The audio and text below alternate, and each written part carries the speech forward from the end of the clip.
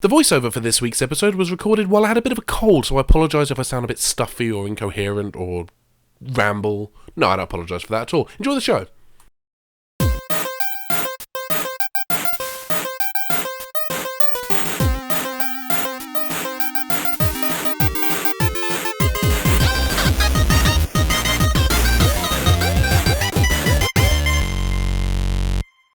When I was a kid, my dad was the manager of a laser tag arena in my hometown.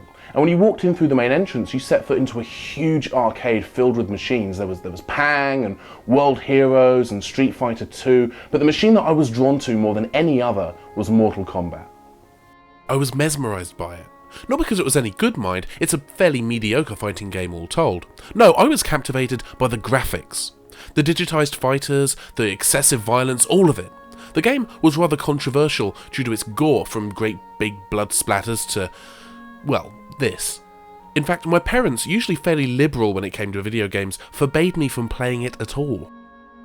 Nowadays we've been so desensitised that this sort of thing is considered tame, but tastes were simpler back in 1992, and this game was considered intolerably gruesome by some. In fact, Mortal Kombat is more or less directly responsible for the formation of game age rating organisations like the ESRB, ELPSA and PEGI, and is also responsible for Nintendo laxing their stance on violence in video games. Of course, now we've moved on to far more gruesome imagery, like this, and this.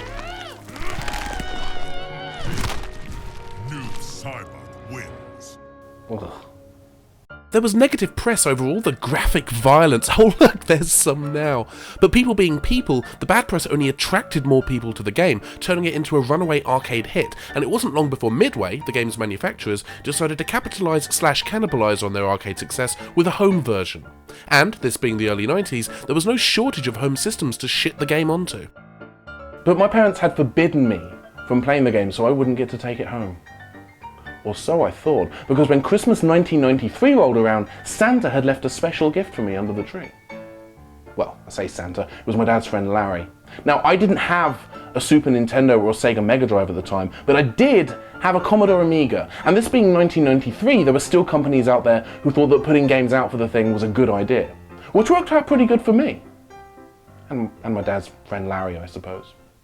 But enough wittering on, let's look at the game itself, and yeah, it's Mortal Kombat. I mean, yes, the graphics have obviously taken a hit. Most Amigas weren't capable of handling as many as 256 colours on screen at a time, resulting in a significantly less detailed game. In fact, this is arguably the worst looking version of the game. Except it's not, because the Game Gear and Master System versions are just dreadful. They look even worse than this, so I don't know why I even bothered to mention it. The game came on 2 floppy disks, or 3 if you had an illegitimate, illegal, pirate, cracked, unauthorised copy of the game, which can result in a lot of disk swapping and some obscene loading times. In fact, once you put the disc in the drive, the first disc, it takes 4.5 minutes to get to the main menu. 4.5 minutes! I timed it! 4.5 minutes. And you have the gall, the audacity, to complain about a few company logos when you put a game in your Xbox 360. The loading times do have an impact on the game itself. Hardcore fans of the game will know that during endurance matches in the arcade version, there's a split second before the next fighter appears where you can tap in a special move, effectively queuing it up for the appearance of your new opponent. The loading time on the Amiga version between the first fighter dying and the second jumping into the fray means you can't do this anymore, taking away a minor if slightly cheaty advantage. It also limits Shang Tsung's morphs. He can no longer change into any character, instead he can only morph into you and Goro. With most Amiga owners only having a single button joystick, all of the moves had to be simplified, which makes remembering the fatalities and special moves a damn sight easier, that plays havoc with things like the high and low punches, which as a kid felt very random to me. It wasn't until playing as an adult that I realised that it was context sensitive, whether you did a high punch or a low punch or high kick or low kick, depending on which direction you were holding the stick in at the time. So basically, I'm an idiot. You probably already knew that. It's a little choppy, the graphics are rubbish, and there's literally only one piece of music used in-game, but once you put those technical issues aside, it's actually not that bad. Though it's not as smooth as the Super Nintendo or Genesis versions, it's certainly smoother than certain other Amiga ports of fighting games I could mention. Of course, there's one thing you need to complete your beat-em-up gaming experience, and that's someone to play the game with. Fortunately, I have something now that I didn't have when I was a kid. Friends. So, say hi to Ryan. Hi. I don't I didn't say you could talk. Ryan, like me, he's played the original arcade version of Mortal Kombat, and like me, he's not very good at it. Unlike me, he hasn't played Mortal Kombat on the Amiga, so that should give me something of an advantage. Hopefully. Two angry men enter, one leaves with his dignity tonight as we've got Ben Padden playing as Sonya versus Ryan playing as Sub-Zero. Ryan's starting out a little strong there, but oh, you know, I had that happen to me in 12th grade once. Well, that's how that went, and we don't know how it went because we've recorded this bit before the fight, and we don't really have time to shoot alternate versions. But actually, we should probably set up for the next shot. Yeah. Okay, so I'm just gonna... As ports go, this one's a mixed bag. It's fairly close to the original arcade version, the moves are there, the juggling's intact, and it is recognisably Mortal Kombat, warts and all, but it's marred by the technical limitations of the Amiga.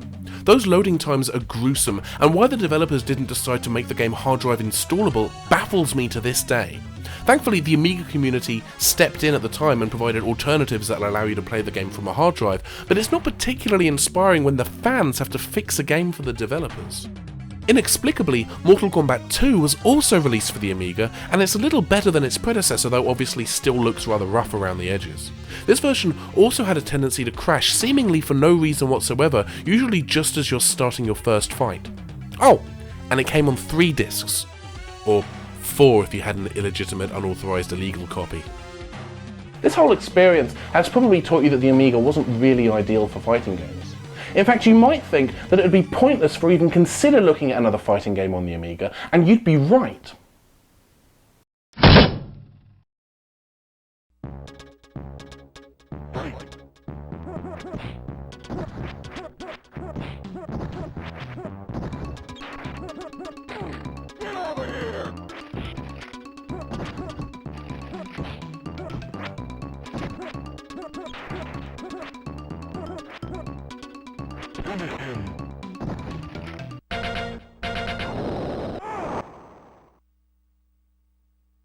Scorpion wins.